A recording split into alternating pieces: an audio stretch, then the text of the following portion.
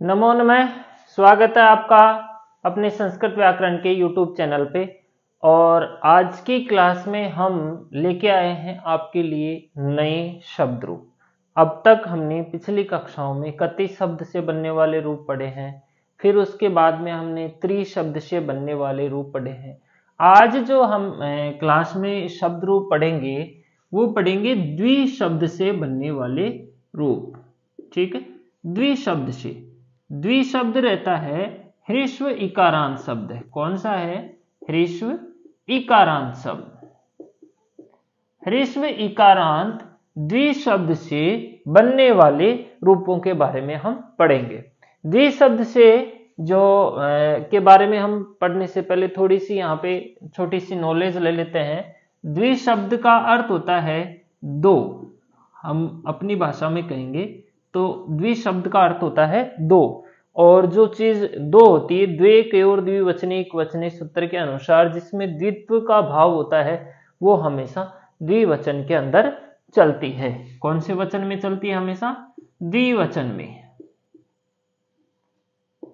अतः हमारे जो द्विशब्द है वो केवल और केवल द्विवचनों के अंदर ही बनेंगे। ठीक है, ना तो इनके रूप एक वचन में बनेंगे, ना इनके रूप बहुवचन में बनेंगे। इनके रूप जो है सिर्फ और सिर्फ द्विवचन में बनने वाले हैं। देखो, द्विशब्द से द्विवचन में जो रूप इनके बनेंगे वो किस तरह से यहाँ पे बनते हैं, एक बार हम इसके यहाँ पर क्लियर कर लेते हैं। देखो, प्रथमा द्विवचन में इसका रूप बनेगा द्वौ, और द्वितीया के द्विवचन में भी इसका रूप बनेगा द्वौ, है ना। यहाँ पे प्रथमा के द्विवचन, यहाँ पे द्वितीया का द्विवचन। फिर चलते हम तृतीया की तरफ। तृतीया में जो इसका रूप बनेगा वो बनेगा द्वाभ्याम। तृतीया में जो रूप बनेगा वो बनेगा इसका द्वाभ्याम। ठीक है, चतुर्थी और पंचमी। चतुर्थी और पंचमी में भी यही रूप बनेगा द्वाभ्याम द्वाभ्याम द्वाभ्याम। फिर चलते हम षष्ठी। षष्ठी में जो रूप बनेगा वो बनेगा इसका द्वयोः, और यही रूप जो है सप्तमी में भी बनेगा द्वयोः। ठीक है, अगर हम द्विशब्दों से यहाँ पर कुल मिलाकर जोड़ तोड़ बैठाते हैं तो हम इन दोनों की एक सिद्धि बन जाएगी, और इन तीनों की एक सिद्धि बन जाएगी, और इन दोनों की एक सिद्धि बन जाएगी। कुल मिलाकर हमारे पास द्विशब्द से कुल कितनी है सिद्धि बनेगी? यहाँ पे 3 सिद्धि बनेगी। 3 क्लासों में इनका काम फिनिश, द्विशब्द को फिनिश कर लेंगे हम 3 क्लासों के अंदर।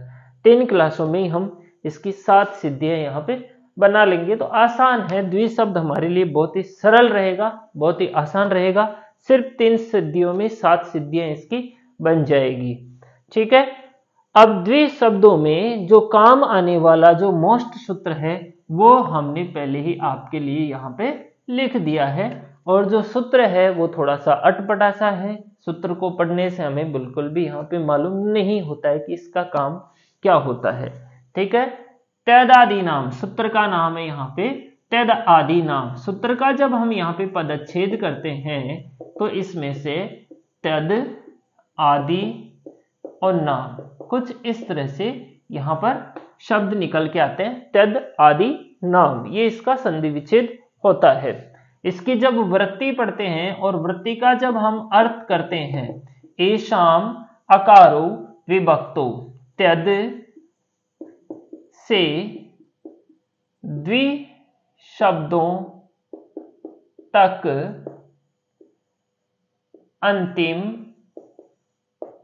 अच को या अंतिम अल, हम यहां पे लिखेंगे अंतिम अल को क्या होता है? अकार। अकार आदेश होता है। कुछ इस तरह से इसका अर्थ यहां पर निकल के आएगा कि ऐसाम तद आदि शब्दों से लेकर के द्विशब्द पर्यंत तक जितने भी शब्द होते हैं उनके अंदर जो अकार, जो अंतिम अल होगा, अल का मतलब चाहे हल हो चाहे स्वर हो, कोई भी हो उसका यहाँ पर अंतिम अल को अकार आदेश हो जाएगा। जैसे कि हमारे पास हमारी क्लास के अंदर द्विशब्द हैं। आज की क्लास में हमारे पास कौन सा शब्द है? द्विशब्द। देखो द्विशब्द का अंतिम अक्षर क्या है?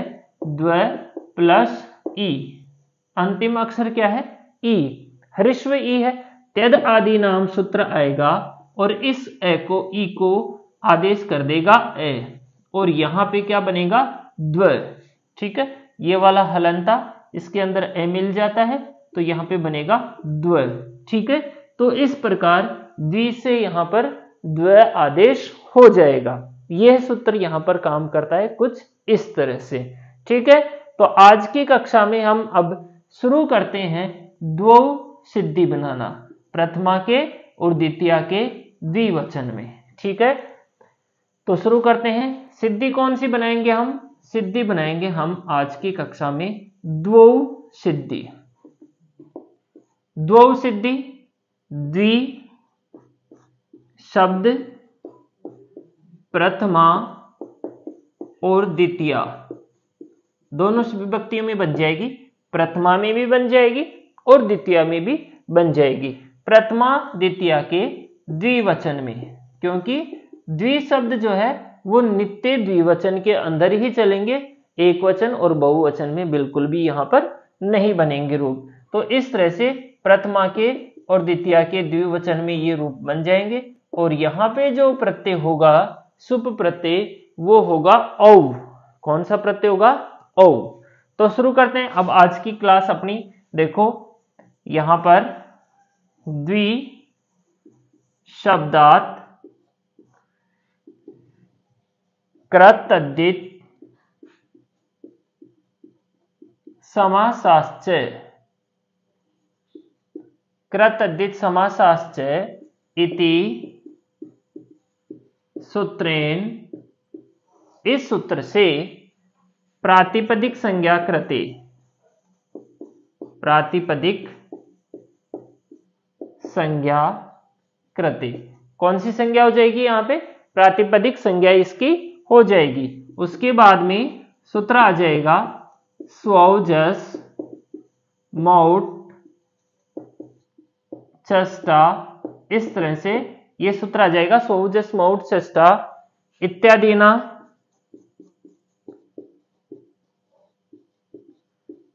सूत्रेण प्रथमा द्वितीया द्विवचनी। यहां पे हम दोनों ही विभक्ति लिख देंगे, प्रथमा या द्वितीया के कौन से वचन में? द्विवचने। क्या प्रत्यय? औ प्रत्यय। कौन सा प्रत्यय यहां पर कर देंगे हम? औ प्रत्यय। तो यहां पे द्वि प्लस औ इत्यत्र स्थिति हो जाएगी द्वि प्लस औ। यहां पे स्थिति क्या हो जाएगी? द्वि प्लस औ। अब सूत्र आ जाएगा अपना तेदादि नाम। ठीक है, बोलो ते दा दी नाम। इस तरह से हमारा सूत्र आ जाएगा तेदादि नाम। इति सूत्रेण, इस सूत्र से क्या होगा? इस सूत्र से द्वि इति ई स्थाने, द्वि शब्द के ई के स्थान पे ए आदेशे कृते, द्वि के ई को, द्वि के ई को यहां पे कौन सा आदेश हो जाएगा? ए आदेश यहां पर हो जाएगा। जैसे ही ई को ए होता है तो यहां पे हमारे पास स्थिति हो जाएगी द्व प्लस औ। स्थिति क्या हो गई? द्व प्लस औ। ये स्थिति हो गई हमारे पास द्व प्लस औ। अब यहां पे प्लस से पहले ए है, प्लस के बाद में औ है। प्लस के पहले ए और प्लस के बाद में औ, तो हमारे को चाहिए औ। तो एक और औ को मिलाने से ये हमारे पास सूत्र आएगा वृद्धि करने वाला, वृद्धि रेची। ये सूत्र वृद्धि कर देगा यहां पे इत्यत्र वृद्धि रेची इति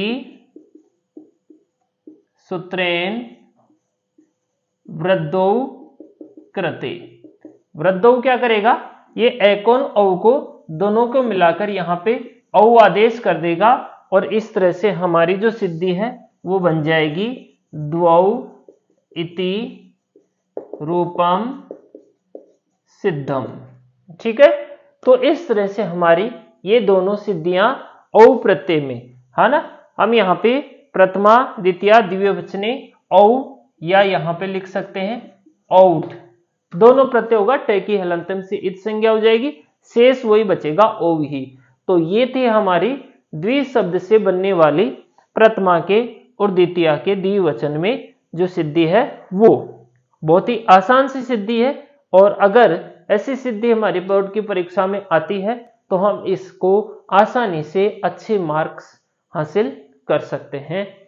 ठीक है, आपको मेरी बनाई हुई सिद्धि कैसी लगी, सूत्र आपको समझ में आया, नहीं आया, अच्छा आया है तो आप ज़्यादा से ज़्यादा चैनल को सब्सक्राइब करें, इससे हमारे संस्कृत व्याकरण का जो सब्जेक्ट है ज़्यादा से ज़्यादा बच्चों के पास पहुंच सके। धन्यवाद।